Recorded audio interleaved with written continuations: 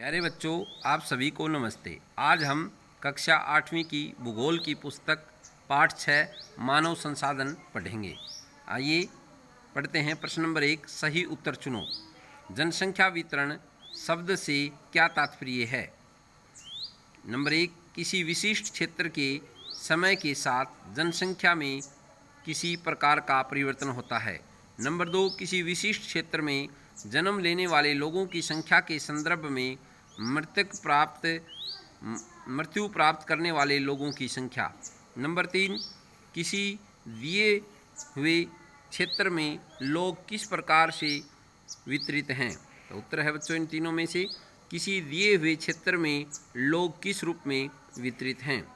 Next प्रश्न है, वे 3 मुख्य कारक कौन से हैं जिनसे जनसंख्या में परिवर्तन आता है?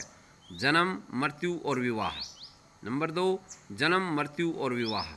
नंबर 3, जन्म, मृत्यु और जीवन प्रत्याश। उत्तर है बच्चों जन्म, मृत्यु और प्रवास। अगला प्रश्न है, 1999 में विश्व की जनसंख्या हो गई 1 अरब, 3 अरब, 5 अरब, 6 अरब। आंसर है बच्चों 6 अरब। अगला प्रश्न है, लोगों को एक संसाधन क्यों माना जाता है? लोग किसी देश के सबसे बड़े संसाधन होते हैं, यानी लोगों की सब संसाधनों में अहम भूमिका होती है। लोग अपनी आवश्यकताओं का कारण तथा योगदान से प्रकृति से प्राप्त उपहारों को संसाधन में बदल देते हैं।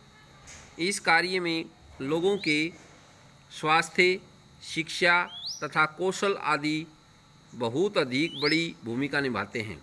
अगला प्रश्न है, जनसंख्या पिरामिड क्या है? ये किसी देश की जनसंख्या को समझने में किस प्रकार मदद करते हैं?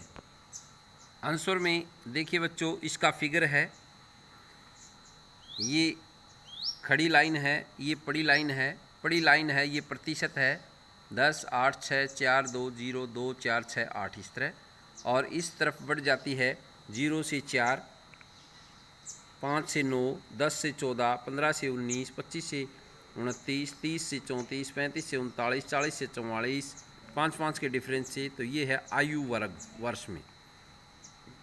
अब ये बार आपको दिखाई दे रहा है, बढ़ते बढ़ते लास्ट में ये पुरुष, ये स्त्री। नीचे देखिए, एक जनसंख्या पिरामिड।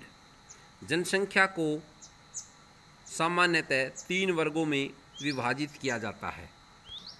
नंबर 1, 0 से 14 वर्ग का आयु वर्ग, यानी 0 से 14 वर्ष तक के बच्चे। नंबर 2, 15 से 64 वर्ष का आयु वर्ग। नंबर 3, 65 या इससे अधिक का आयु वर्ग। इस विभाजन को जनसंख्या का पिरामिड कहा जाता है। इसे आयु लिंग पिरामिड भी कहते हैं। जनसंख्या पिरामिड का आकार किसी देश में रहने वाले लोगों की जानकारी देता है। बच्चों की संख्या नीचे वाले भाग में दिखाई जाती है। यह जन्म का स्तर दिखाता है। पिरामिड का ऊपर का भाग वहाँ लोगों की संख्या को दर्शाता है। यह मृत्युओं की संख्या का स्तर है। जनसंख्या पिरामिड एक देश में आश्रित लोगों की संख्या भी बताता है। युवा आश्रित लोग, जिन्हें 15 वर्ष से कम आयु का वर्ग शामिल होता है, और वृद्ध आश्रित लोग, जिन्हें 65 वर्ष से अधिक आयु के लोग हैं, ये सभी आश्रित आयु जनसंख्या के अंतर्गत आते हैं। अगला प्रश्न है, विश्व की जनसंख्या अत्यंत तीव्रता से बढ़ रही है, क्यों? उत्तर देखिए बच्चों, विश्व की जनसंख्या जन्म और मृत्यु की संख्या में परिवर्तन के कारण तेजी से बढ़ रही है। इसके निम्न कारण हैं। नंबर 1, पहले लोगों को पर्याप्त भोजन नहीं मिलता था, परंतु आज के समय में पर्याप्त खाद्य वस्तुएं उपलब्ध होने लगी। नंबर 2, आज के समाज में लोगों को बेहतर स्वास्थ्य सेवाएं उपलब्ध हैं, जबकि पहले ऐसा नहीं था। अगला प्रश्न है, विश्व का औसत जनसंख्या घनत्व कितना है? 51 व्यक्ति प्रति वर्ग किलोमीटर, यानी 1 वर्ग किलोमीटर के तहत 51 व्यक्ति। नेक्स्ट प्रश्न है, विश्व का कुल जनसंख्या के लगभग कितने 2 महाद्वीपों में रहते हैं? उत्तर देखिए बच्चों, एशिया और अफ्रीका। मृत्यु दर क्या है? प्रति 1000 व्यक्तियों पर मृत्युओं की संख्या मृत्यु दर कहलाती है। जन्म दर क्या है? प्रति 1000 व्यक्तियों पर जीवित जन्मों की संख्या, जो जीवित रहते हैं वो जन्म दर कहलाती है। अगला प्रश्न है, लिंग अनुपात किसे कहते हैं? प्रति 1000 पुरुषों के पीछे महिलाओं की संख्या को लिंग अनुपात कहते हैं, यानी कि 1000 पुरुषों पर कितनी महिलाएं हैं। भारत में लिंग अनुपात कम है, अर्थात हमारे देश में पुरुषों की तुलना में महिलाओं की संख्या कम है। इसके निम्न कारण हैं। नंबर 1, महिलाओं में मृत्यु दर अधिक है। नंबर 2, कन्याओं की भ्रूण हत्या की जाती है। नंबर 3, परिवार में बालिकाओं की उपेक्षा की जाती है, उन्हें उचित आहार नहीं दिया जाता, इसलिए वे कुपोषण का शिकार हो जाती हैं। नंबर 4, कई लड़कियां विवाह के पश्चात दहेज की बलि चढ़ जाती हैं।